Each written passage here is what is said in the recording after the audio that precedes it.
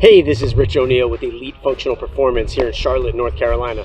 And today we're out here at the baseball field and we're going to take you through a warm-up, a pregame warm-up that any overhead athlete should be working on. Things to work on: lower body, spine, shoulders, get things loose and prepared for some overhead action.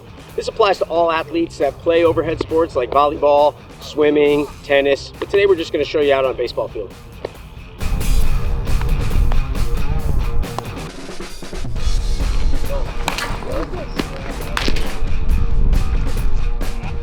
Attaboy, come on, Rock! So when you're playing sports that involve change of direction and high-speed movement with the lower body, we're going to take you through some movements for the knees and the legs and the hamstrings to get things a little bit loose and prepared. And then when you're doing things with rotation, we got to be thinking about how we're going to loosen up the spine and the shoulders to take some of that stress. So here we're just doing a standard kind of like knee pull. I do this for about maybe 6 or 8 on each side. Just think about pulling the knee up to where I can feel a squeeze in the glute. Get a little stretch back in there. Really working on trying to keep the upper body tall and straight here. And not only do I get that nice stretch in the hip and in the glute, but I also start to work on my single leg balance a little bit, which is going to be important for when you plant and throw and those sorts of things. So we can start to get the body prepared for some of the single leg stuff that happens. I like to work the opposite toe touch to really help stretch out the back of the leg.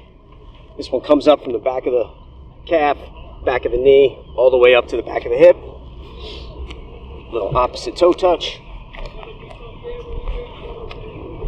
Same thing, about 6 to 8 each side. And we'll go into a more dynamic movement where we're working a kick to opposite hand. Wake up the hamstrings a little bit.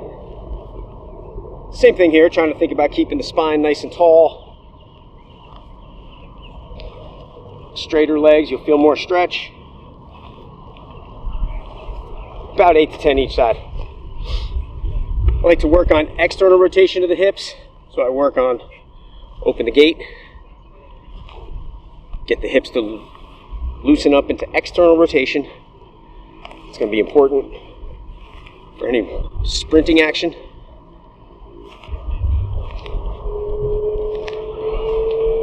Then I work into a lunge. So we'll step out here. The lunge is going to allow us to feel the stretch down the back, front side of the back leg. Get that deep stretch on the thigh. I'll rotate over my front knee to start to feel a little bit of stretch in the spine. Come up, step into the opposite side. Drop in deep enough to feel that stretch on the back leg. Then I'll keep my spine tall, look over the opposite shoulder, work that twist, find where it feels a little stretch. Come up. This one I always hit 5 or 6 each side. Really loosen the front of the hip. Work rotation on both sides. Even though in sports like baseball we tend to stay dominant on one side with our rotation and our swings, loosen up both sides.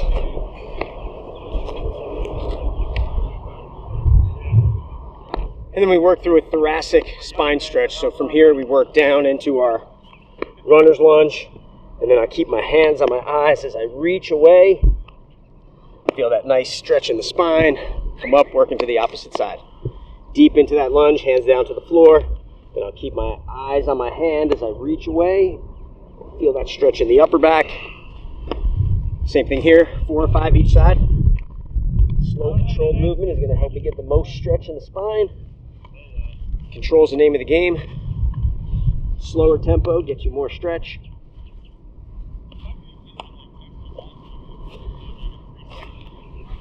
I'm about to just call players 40 minutes. Hey, Rich Carr following up on the Giants jerseys.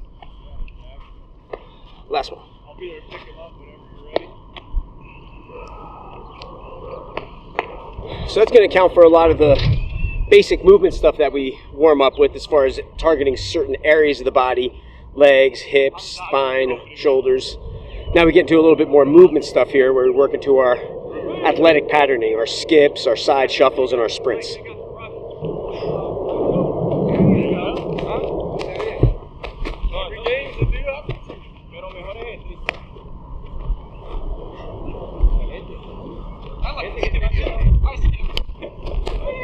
Robbie! He's on YouTube. Woo! They're like, man, the Giants have a shit spring training facility. How do you go up with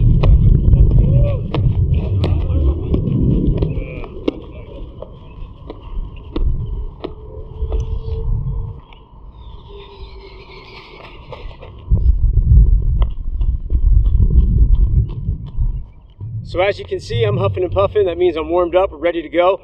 Hopefully you saw it's a very simplistic sequence of movements that's going to get the body ready to go. And once you're warm, get out there and play and have some fun.